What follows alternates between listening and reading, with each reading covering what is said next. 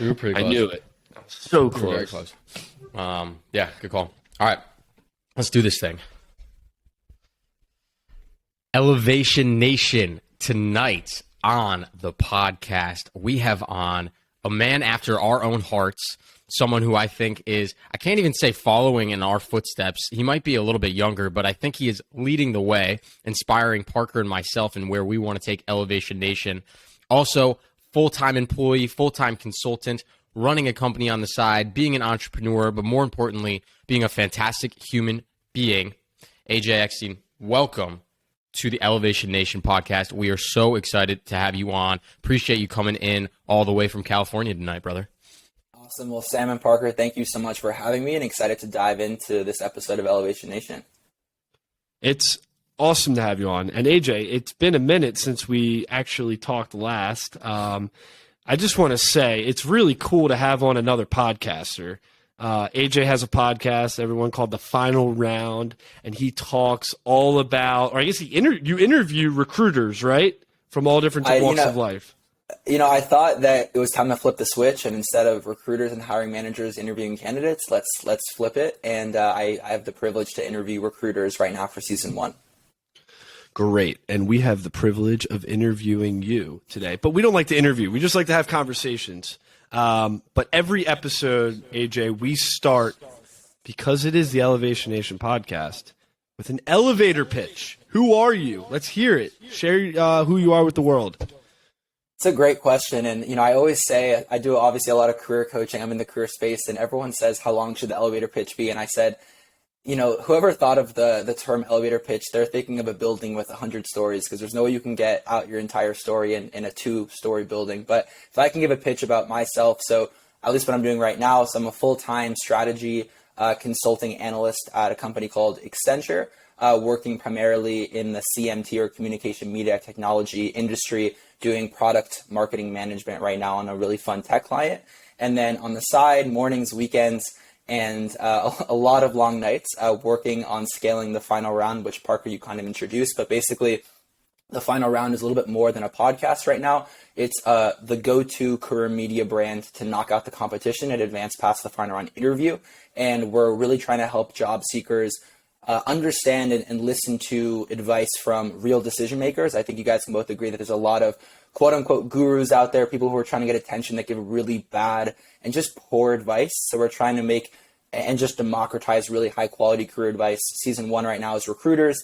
Season 2 will be hiring managers, and Season 3 will be knockout stories, people who got through 1 and 2 successfully. So those are 2 of my main focuses right now, consulting and then launching and scaling the final round. I also graduated from USC Marshall School of Business and can definitely talk more about any of those or really anything else after that.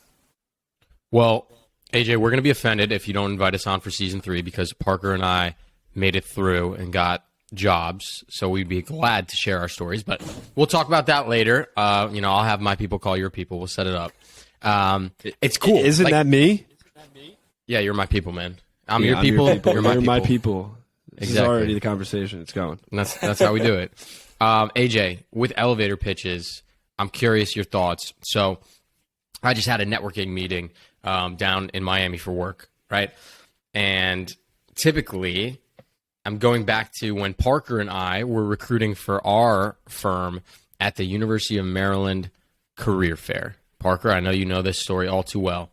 And these students would come up to us, sweating through their suits. Oh, this is when we shaky hands. We were on the other side. Yeah, we were on the other side. And they would shake my hand and they would go, "Hello, my name is Sam Panitch. I'm a junior operations management major from the University of Maryland. I'm looking for job opportunities in consulting world, and I'd love to hear about your experiences if you have time to share about your firm." Like, straight through. What's up, robot? Yeah, exactly. And I think, unfortunately, the job is so taboo to young people out there, right? Like, your whole life, you see adults that have these jobs that seem polished, that seem formal. You don't see that other side of them, maybe when they're relaxed or whatever, right?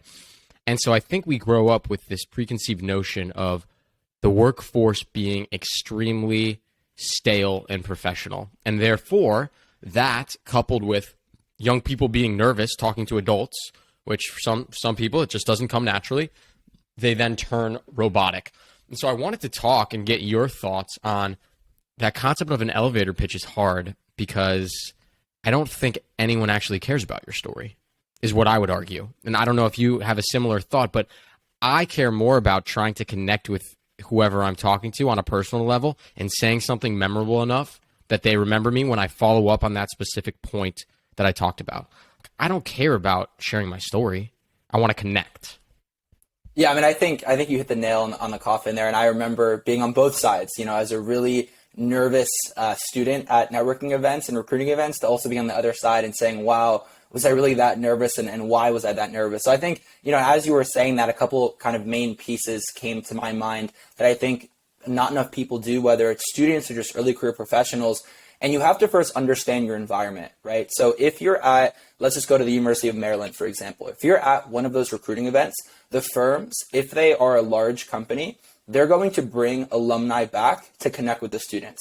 So that if someone's fresh out of college, they just started in the workforce and they're coming back to school, they're excited to meet other students. They want to go back and really embrace that college culture. So talk about, what they were involved in on campus, and maybe a local bar or restaurant, and really try to tailor to them and understand your environment and talk about what life is like in the transition, really what's going on, instead of trying to be, like you said, super buttoned up and robotic. So I think understanding the environment is super, super important, versus if you're talking to managing directors at a restaurant, out off campus, it's a very different conversation.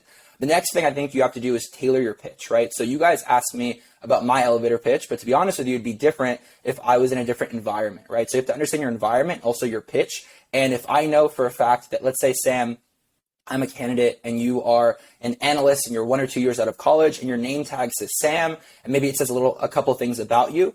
If I have something that we share an interest with, I'm going to talk about that. But I wouldn't talk about that with Rebecca or Rachel or Sam or the next 20 people, because they don't share that interest, right? So if you can find out what people, what makes people tick, what makes people, what's their why, essentially what they like to do outside of work, it's so awesome to talk about that. I've been in interviews before where I found out that the interviewer surfs.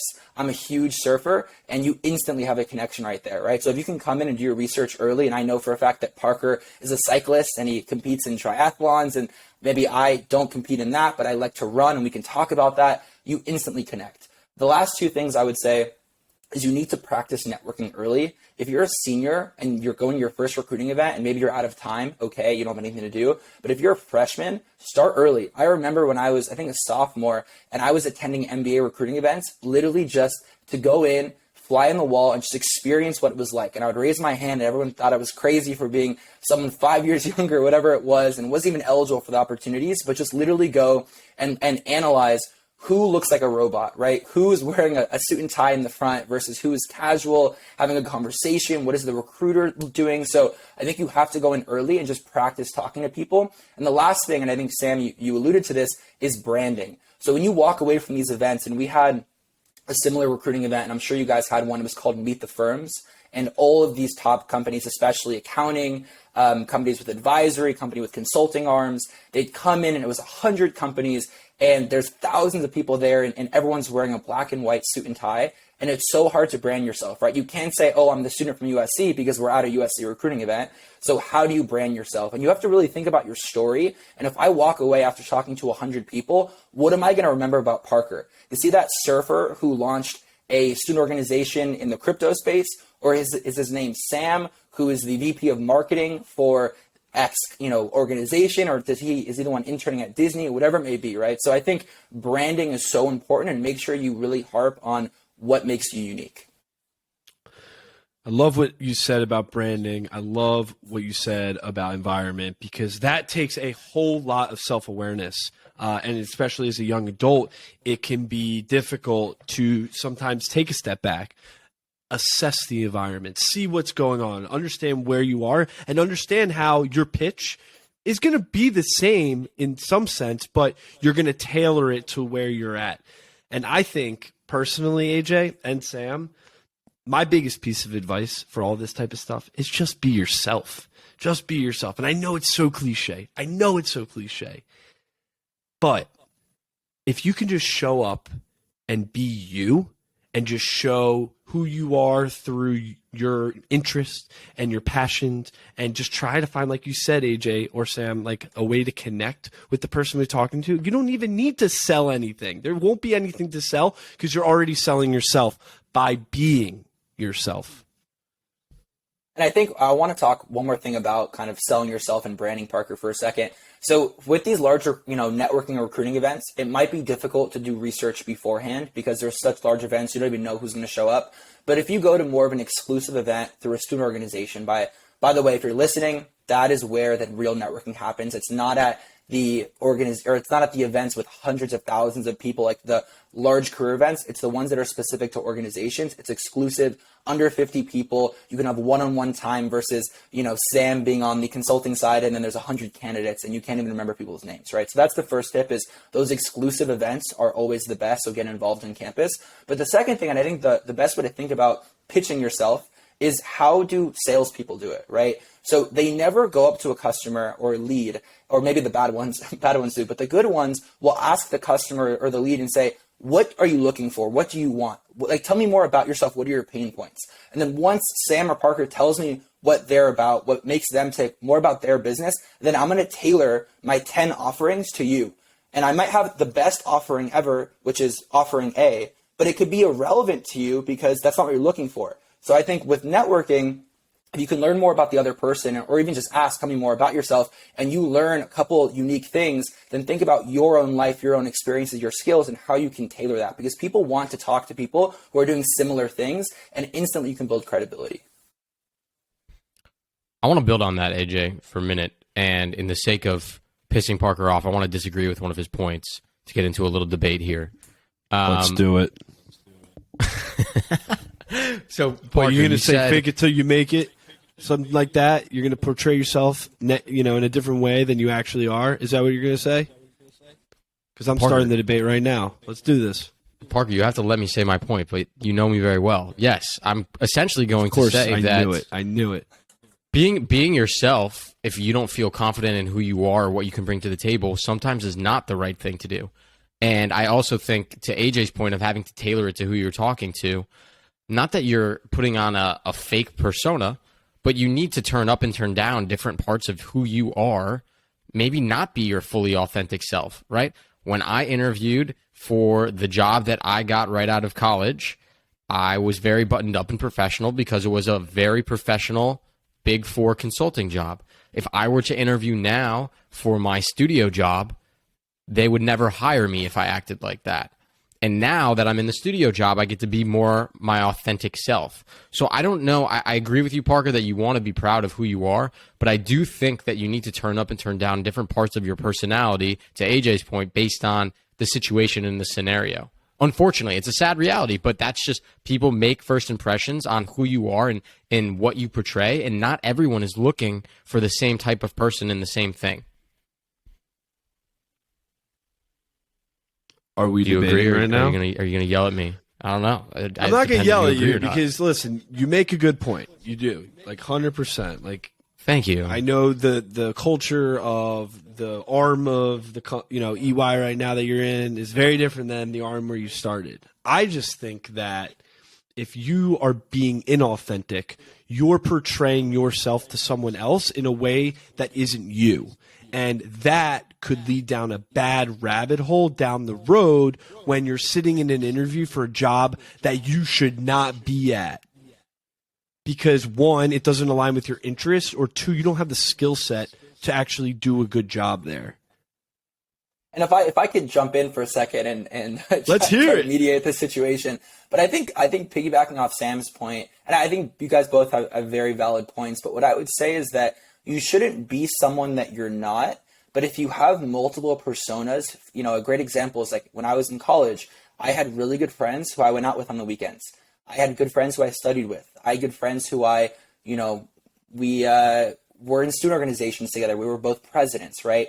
And I think you can, like you said, Sam, turn up and turn down depending on the environment and the situation, especially if you're in an interview and the other person on the other side is acting very casually. right? You shouldn't be very buttoned up. You should match what they're doing. If they're very buttoned up and they only use very big words and they're really structured, you shouldn't be as light and as fun as an interview that was a little bit lighter. So I think that understanding the environment is so important. And that's just not in an interview. That's in any environment that you're in. You have to understand where you're at to make the best connection.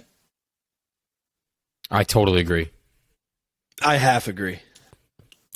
All right, go ahead, Parker. No, I'm done with my points. I'm Okay. done with my. I half agree. I'm not even talking about this now in the context of the interview.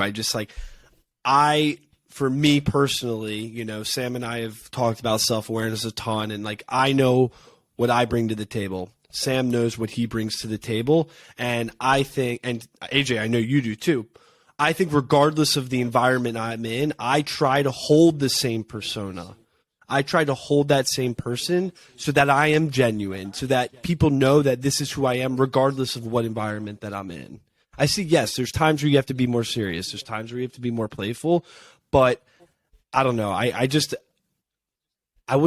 don't like to come on here and just say, be someone that you're not. Well, let me ask you this question, Parker. So, you know, for the span of a work week, you guys are grinding it out, long hours, working on a very, very intense engagement with a client, right? And then you guys just finish a huge deliverable and you guys all go out for dinner and drinks to celebrate, right?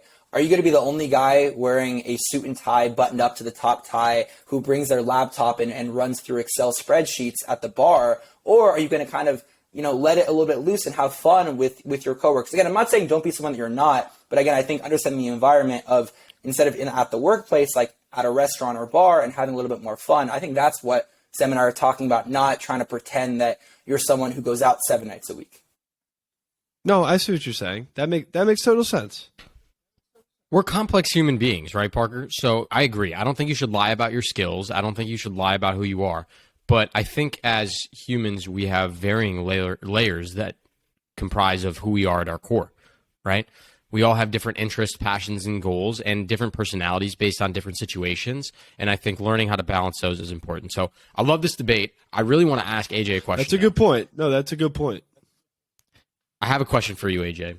And this one, I don't know if this is in your wheelhouse. I'm not sure exactly if the final round focuses on this. But there are a lot of people not looking for just their first job, but people who have had jobs now with the great resignation looking for a new career path.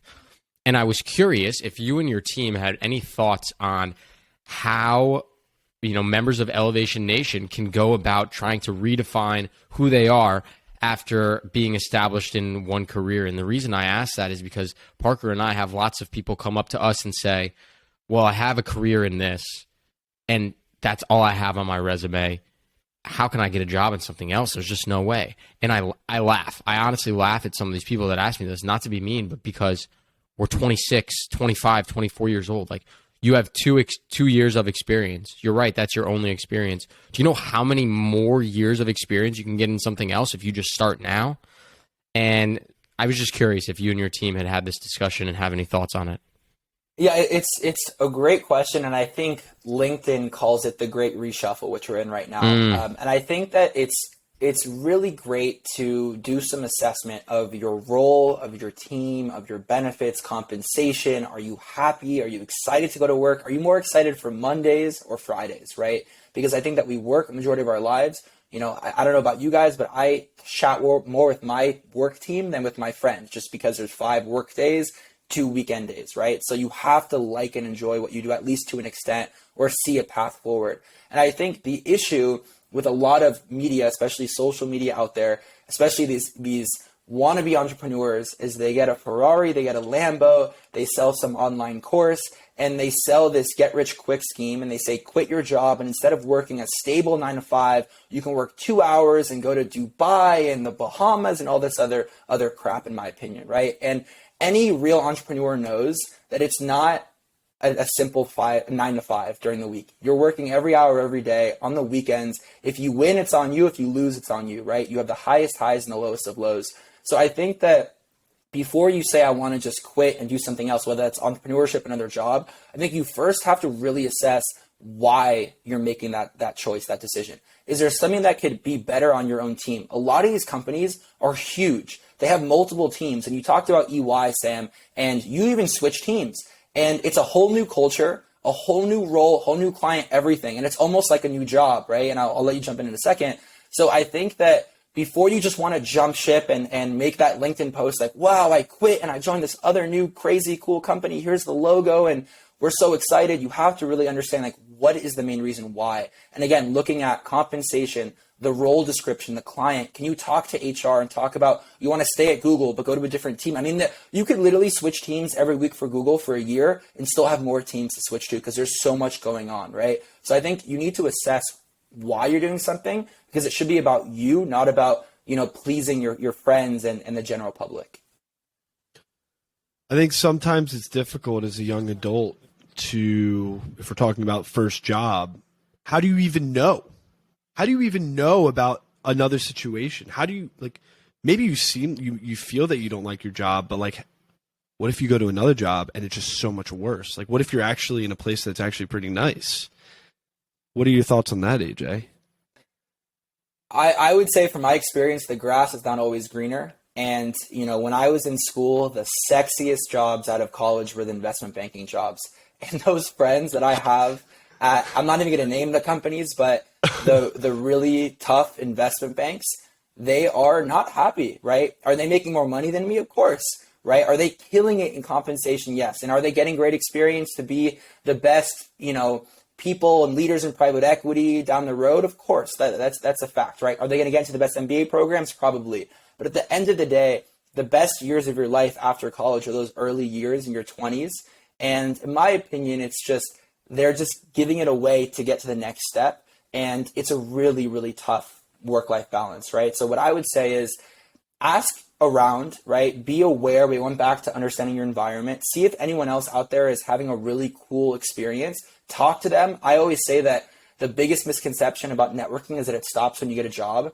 I do more networking now than I did to get my job, right? And that's not just outside of the company to just talk to people, but I do so much networking at my own consulting firm because that's how you get the best projects. That's how you meet the coolest people. And that's how you really just grow. So you need to talk to people. You need to do your own research, watch day in the life videos on YouTube, read articles. And I always say that instead of, and this is I didn't make this as a quote out there, but you don't want to go to where the hockey puck is, but where it's going, right? And I would say go to the emerging industries if you are trying to be on that cutting edge technology, right? So fintech, anything in crypto, Web3, that's where everything's going, right? I think these ancient industries are not going to be here for the long term. So if you're really trying to join that side of these industries, then look in those areas, but you need to talk to people. You shouldn't just quit and say, I'll figure it out. You should have an option and make sure it's the right fit before you do cut it off and jump ship.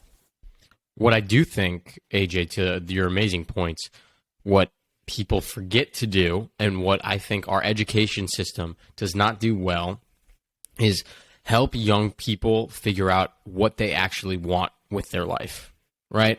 Because for us three who value work-life balance, being at an IB, an investment bank, and sleeping at our desk with a pillow is not for us.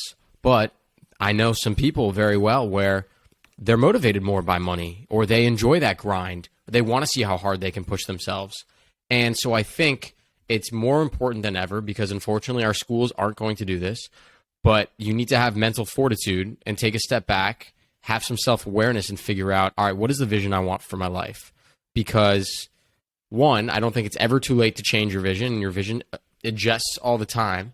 But until you figure out what you actually are motivated by, you can't find a career that suits you. You can watch as many day in the life videos as you want, but if you don't know what you're actually striving for, you'll never know. And there are a couple people that come to mind. I had a friend who was on the podcast, Jeremy Stauffer. We love you, man.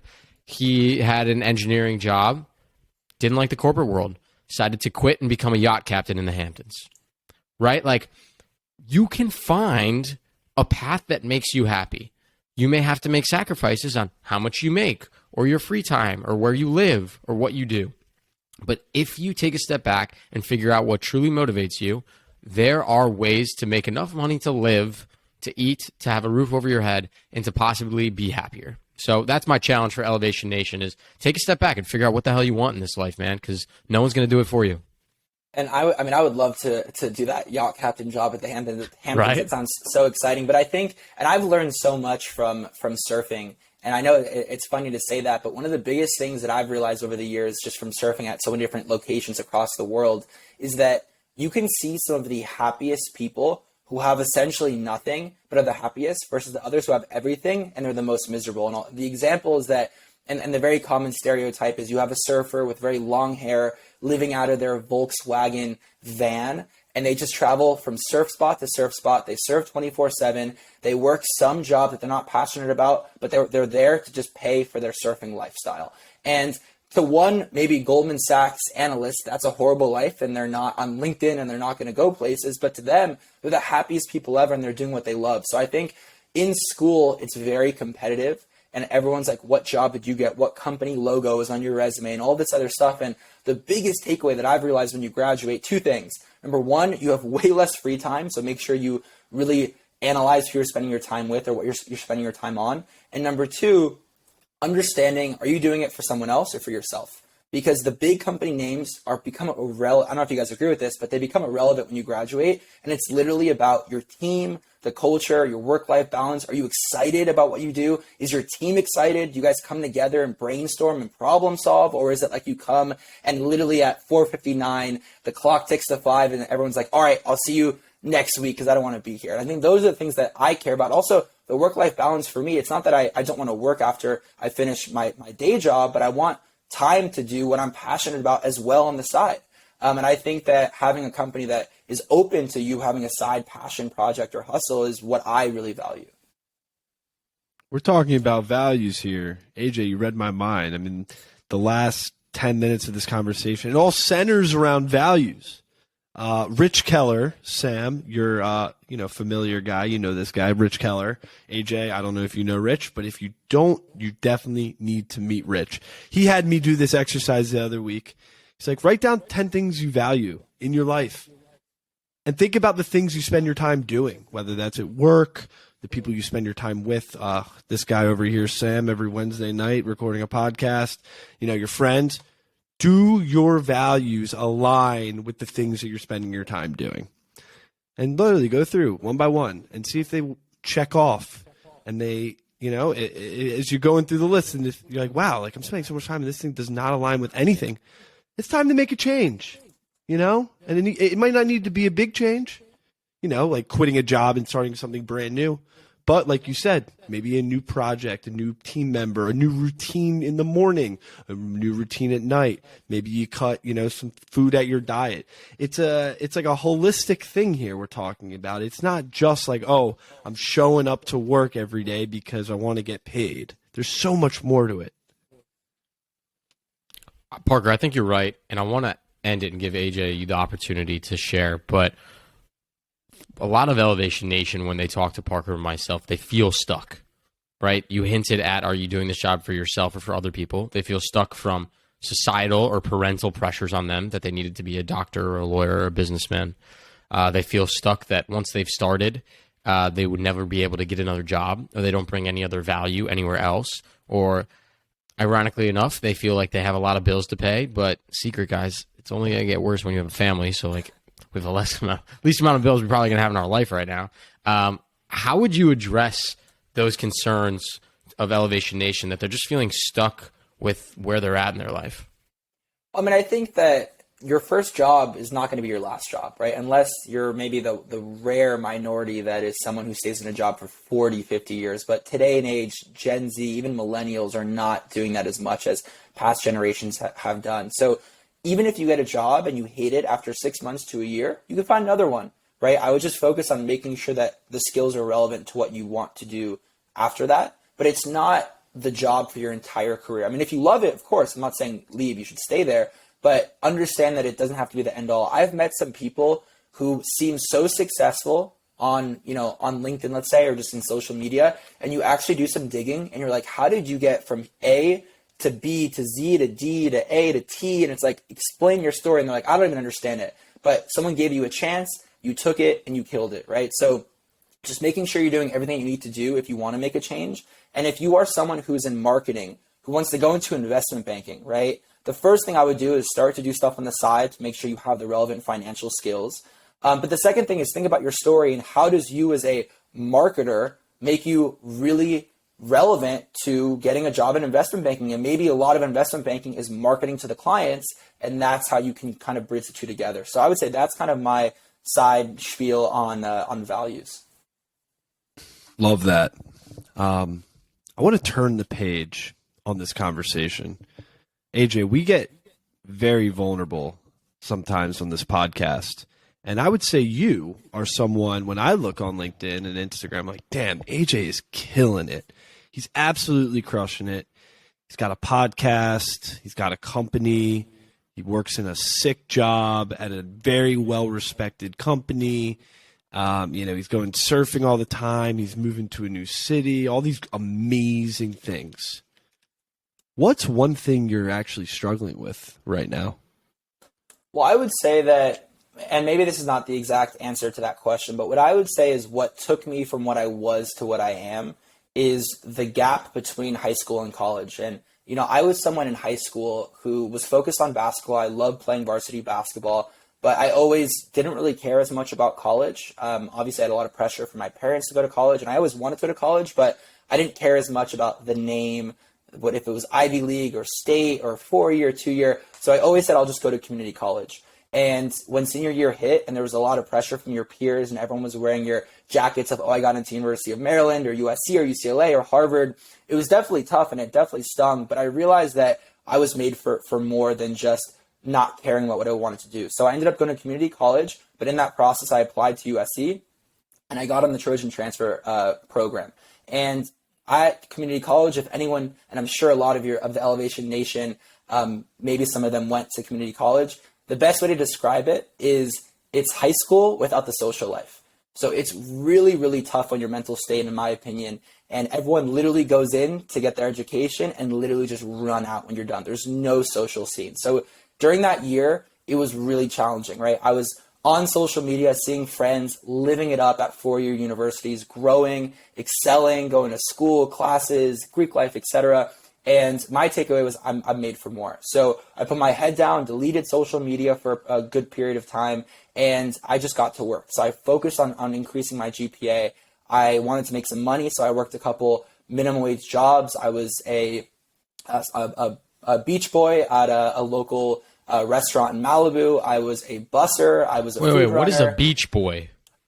We are not boy. West Coast kids. You got to teach me these things, man. So a beach boy is basically if the restaurant or the hotel has a beach, you help. It's like a cabana boy. So basically, you help set up the umbrella. Sexy AJ, he's shirtless, giving some hot young ladies some sunscreen, saying, "Hey, can I get you a mojito?"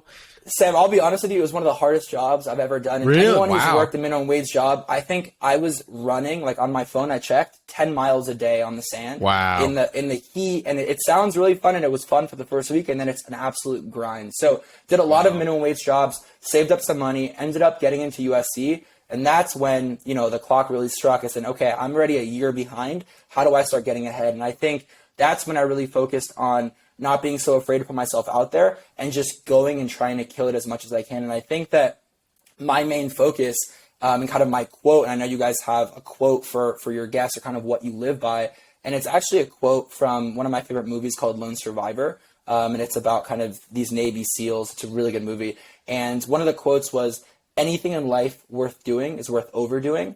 And that's what I live by, because I think so much of my life, I was afraid to give it my all. I didn't want to be the fastest runner in PE because that's the try hard. Or I didn't want to sit in the front row because I couldn't see and I was wearing contacts and I sat in the back to be quote unquote cool, but I literally couldn't see the board, so I had to move up. Or, I didn't want to get involved and shoot to become president of an organization because I didn't want to be the number one in an organization, and I wanted to just kind of fit in. But I think when you really realize if you want to go after something, you have to go at it 110%, right? If you want to start a podcast, don't half-ass it. If you're going for a job interview, sacrifice some of your time, some of your weekend to go pursue it. And I think that's what I live by. And I think, for your Elevation Nation, and I'm sure a lot of the audience is younger, I think that is one of the biggest issues with students and student pressure, or just pressure in society, in that you don't want to look like a tryhard. You don't want to put yourself out there. You don't want to be that freshman on LinkedIn. But what people don't realize is, yeah, you'll get some laughs. And I still get laughs today, ironically.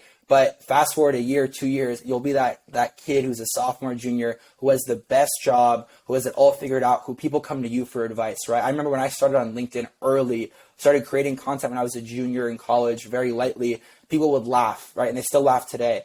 But it's those same people who reach out for advice on how to create content on LinkedIn, or they reach out and say, hey, could I get a job? And then you were, ain't that the damn truth, man? And that's the truth. And I think the biggest thing, again, going full circle, is just, you can't be afraid to put yourself out there in anything that you do. And if you're doing anything half-assed, you might as well not even do it, in my opinion. So anything that I do and I put my time to, and our time is so valuable, you got to give it your all. So that's why we were talking earlier that, like, I'll sacrifice my weekend to have a podcast interview, or, you know, I'll work nights, work mornings, whatever it is to get the job done. And that's kind of the quote that I live by.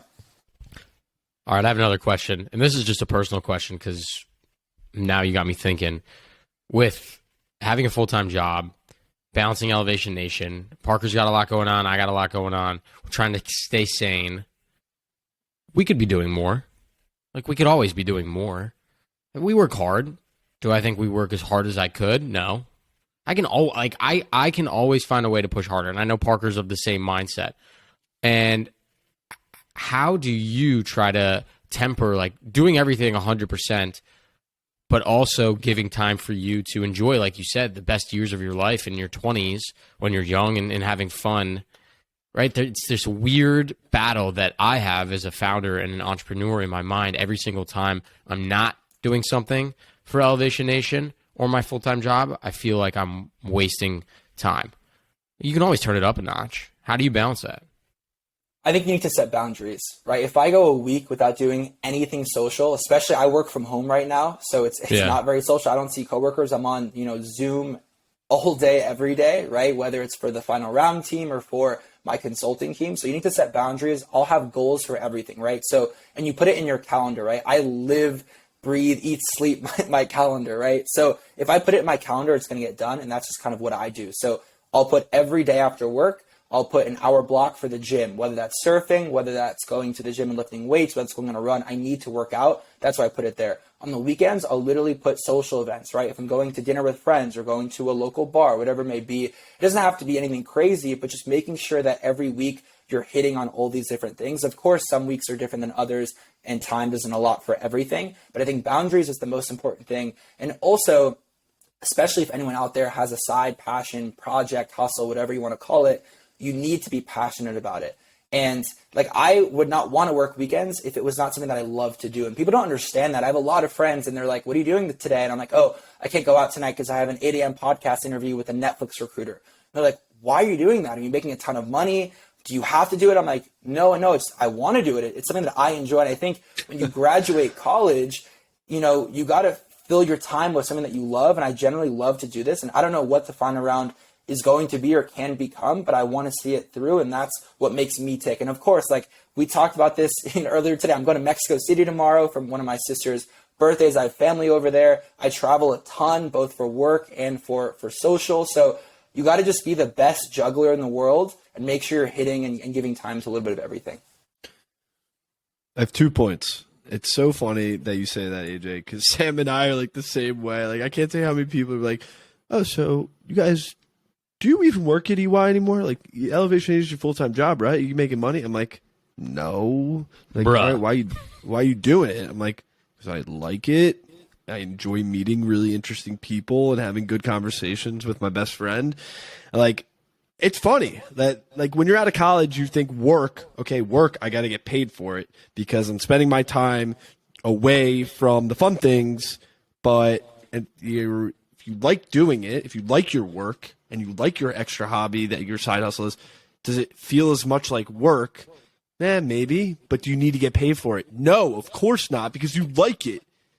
It doesn't feel like work. And that's the biggest thing. I literally can walk away from a weekend working 10 hours a day, literally 20 hours for both days. And I don't even blink an eye because I enjoy it. Right. And I think that especially if you work in corporate, oftentimes you're touching something but you're not touching the entire thing, right? You're working on a small engagement of a multi-billion-dollar engagement, right? And it's really nice to walk away, own something completely on the side, have a creative outlet, not have to worry about what you're going to say, what you're going to do, don't have to get approval. And I think that's something that I really enjoy. Not that I enjoy that more than the other thing that I'm doing, but I think having both, they really balance each other. And when I want to be more creative, I dive more into the creative side. When I want to learn more and grow my career, I dive into more of the structured corporate side. So that's kind of what I like about those balances.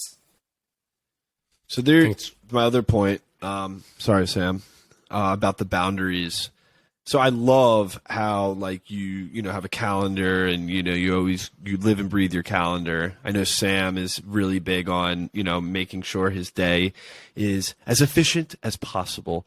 But this is the hippie in me in the sense that I like to keep my calendar kind of open so that I can kind of just go where my desires, want me to go. Like I feel as if I continue to have things down, I gotta do this, I gotta do this, I gotta do this. I feel personally like overwhelmed, like shit, I'm tied to this, I'm tied to that. I just want to be me, and maybe that's sitting on the couch with my girlfriend watching a TV show, or getting up and walking down the street and ending up in a coffee shop somewhere. I don't know, but I just think it's really unique how you're you got your side hustle, you work a full-time job, you're very busy. I'm in the same boat. I have my full-time job. I have a side hustle, I'm really busy. And we have two completely different ways of going about it. I think the conclusion is that there is no right answer. There's no right answer. What works for you. And exactly. I was going to say you have to do what works best for you. And my habits and best practices might be different than Sam's, than Parker's, and the next 10 people. You have to just figure out what works for you, right?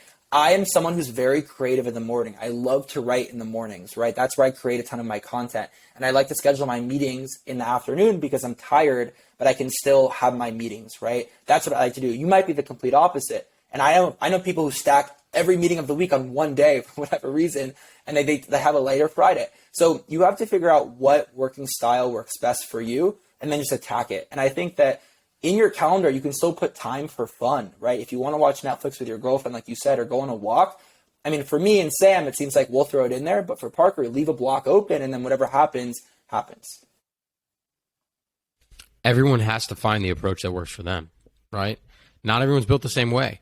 And to make sure I win my argument that I started at the beginning, just like how you have to turn up and turn down the dials of your personality, you have to turn up and turn down different ways in which you handle situations in your time management. Bam, drop the mic. Thank you. Glad that wasn't your mental motto, Sam. Turn up, turn down. I don't know why you keep bringing this back.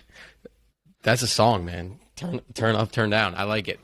Turn down for AJ, what? I want to make sure we get to a section that I love, one of my favorite segments of the podcast. We'll do some rapid fire questions where we throw a question at you. First thing that comes to mind, let us know. So I'm going to start. I'm going to kick us off. I'm currently reading Steve Jobs, his biography. I want to ask you, what is your favorite Pixar movie of all time? Favorite Pixar movie? I would say Ratatouille. I know it's a Disney movie. Do you know if it's Pixar? So it started at Pixar, and it got released once Pixar was acquired by Disney. So you're good. Okay, so and I'll tell you why, and it's actually funny. So I interned at Disney a couple of years ago, and there was an interview question that said, "What is your favorite Disney movie?" And I used this for my response, and she said that the interviewer said most males who she interviews say Toy Story because of Andy and the story about leaving the college, etc. It's very sentimental. But for me, I said Ratatouille, and I want to think of a really creative answer. And I love Ratatouille, but the whole premise of the movie is that anyone can cook. Even a rat, right, who's not supposed to be in a kitchen. And that's, again, what I live my life by, and that if you want to do anything, give it your all and make it happen and prove people wrong. So Ratatouille. Hell yeah.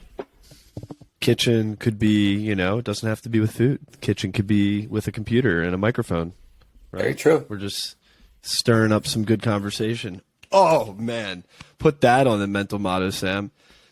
Sorry. Love it. All right, AJ, I got one for you.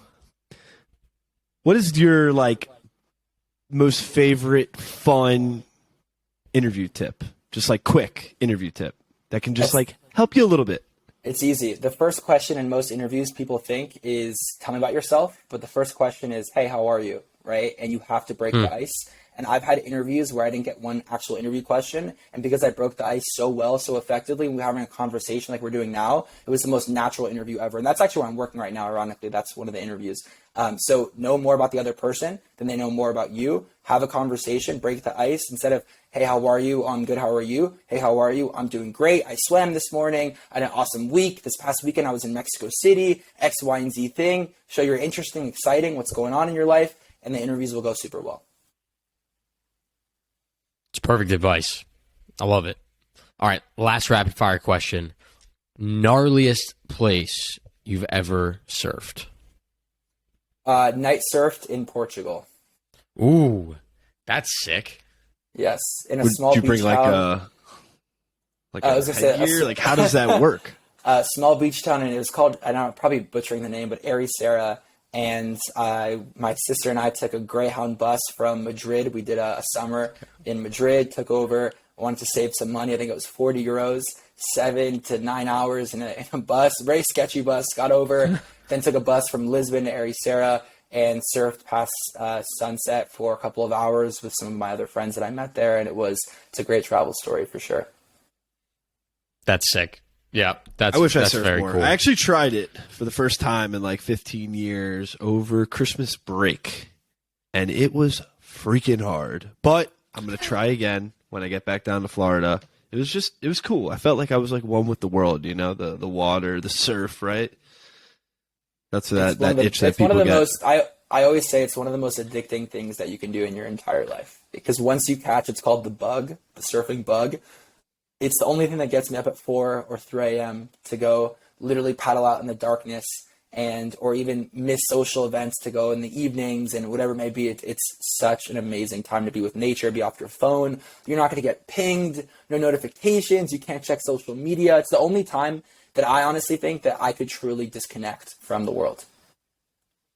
I love it. Everyone needs that flow state in their life to stay sane, for sure. Well, hopefully everyone finds it. But I got one more question, and it isn't a rapid fire question. I am bringing back, and Sam doesn't know this, a question that we used to ask every guest on the Elevation Nation podcast. I think we stopped, Sam, this question around episode 80 or so, but I think AJ is the perfect person to ask and rebring this question back into Elevation Nation.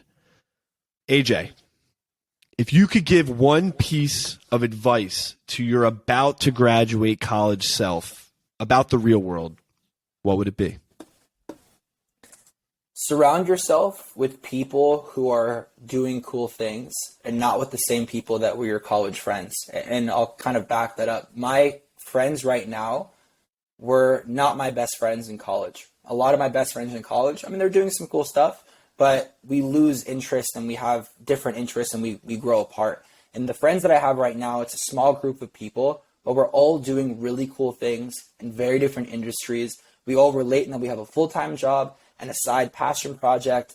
And at first it's very competitive, but then you just know that you're helping each other and you're growing with each other. And literally one of my friends right now got into Y Combinator for a startup, got featured in a Rolling Stones article. My next friend is raising funding, and I was telling him about my updates with my life. And again, it could be competitive, but if you want to just focus on everyone's doing really cool stuff, and you're there to support each other. That's the beauty of it, and they motivate me, and I know that I motivate them. So that's one of my best pieces of advice, because your friends in college are not going to be the same friends that you have post grad. It's wonderful advice. I think finding people who will support you and help you grow is really the only way you can keep elevating as an adult. And AJ, I am so grateful that Matt Goldblum connected us with you, because I know shout out Matt. Thank you, Matty. You have our full support with what you are doing with your journey with the final round.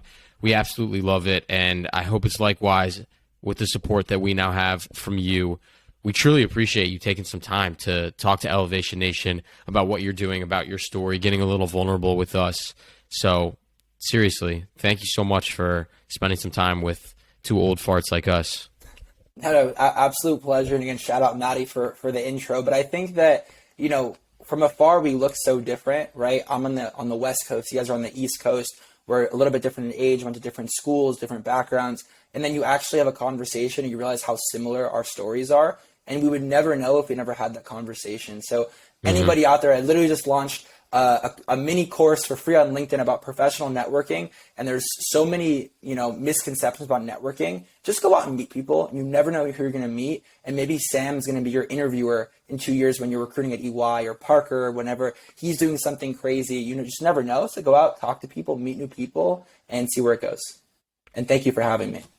That's what life is all about, right? Connection and camaraderie with others around us. You know, you can't do this thing alone. So just go out and meet people. And AJ, I got to say the same thing that Sam said. Thank you so much. Especially, you know, I'm watching your LinkedIn posts, your Instagram, everything. You're killing it. And it's so cool to watch. And what's great is we're all young, Sam, and there's so much more elevating to be had.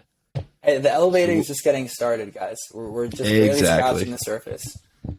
Ain't that the truth? Elevation Nation. Until next week. Peace.